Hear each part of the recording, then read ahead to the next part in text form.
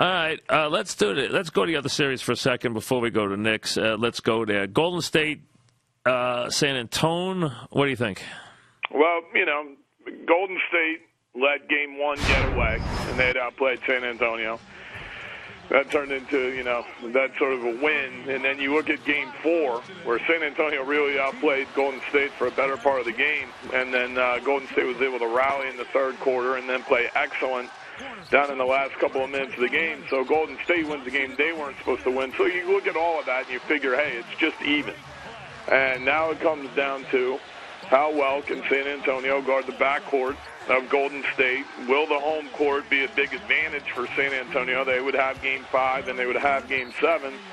And, is this combination of Danny Green guarding Curry with the bad ankle, Curry, being a little injured, is that enough that takes away a lot from what Golden State's trying to do?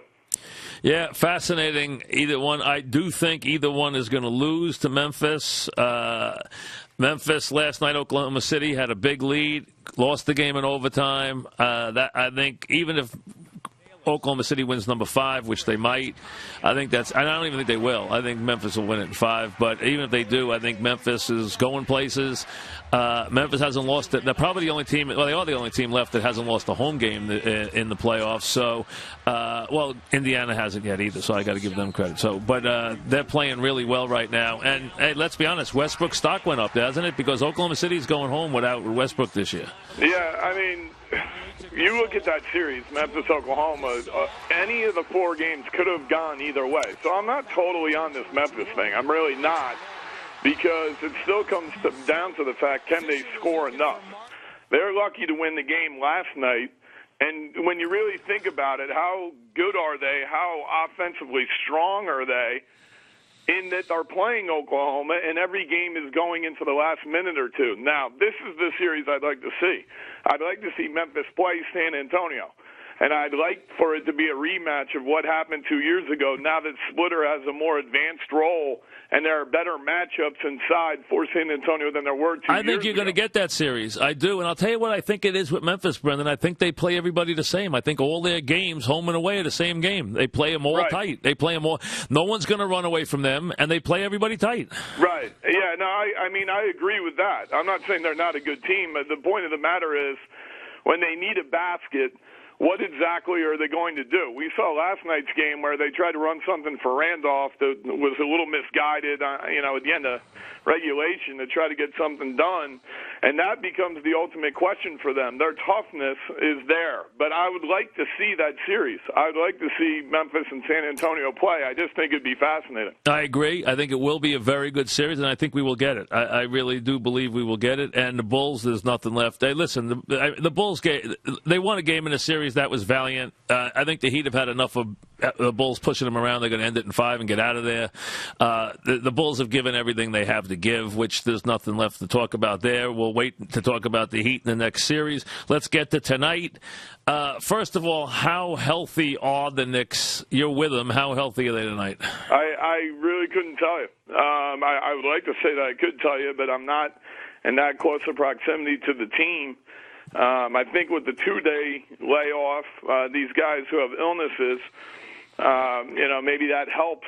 But the team's been on the road a lot. They've been on the road a lot in March, April. Now we're into May, halfway through May. Maybe there's a little bit of a piled-up effect of being on the road, traveling, air, hotels, whatever. Whatever the case may be, they have to find a way to play a faster sort of a game with a lot more offensive energy, and that's the challenge for them playing against Indiana. Like you said, they haven't lost at home during the playoffs, and to be quite honest with you, they haven't played a close game yet at home in the playoffs. Do you worry at all that do you buy into any of these conversations, any of these critiques? Are you worried at all that the Knick infrastructure is cracking?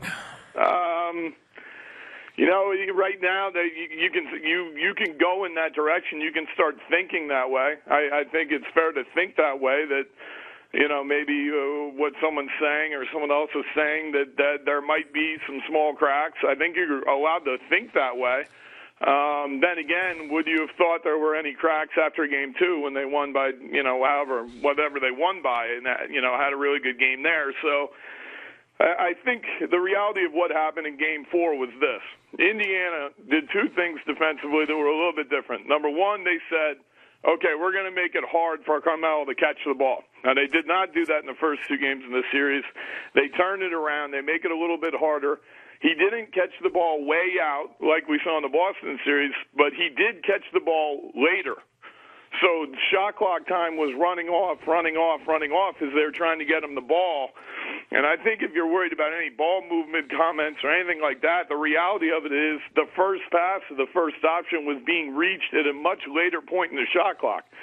The second thing that happened is that any time the Knicks ran pick and roll, and when the high pick and roll has been so good to them in the first 2 games, the guy guarding the handler, so whether it was Felton or Prigioni or anyone else running pick and roll, they bodied up so hard on them that the pick and roll never occurred. And when the pick and roll never occurred, it's not a matter of turning the corner and getting down into the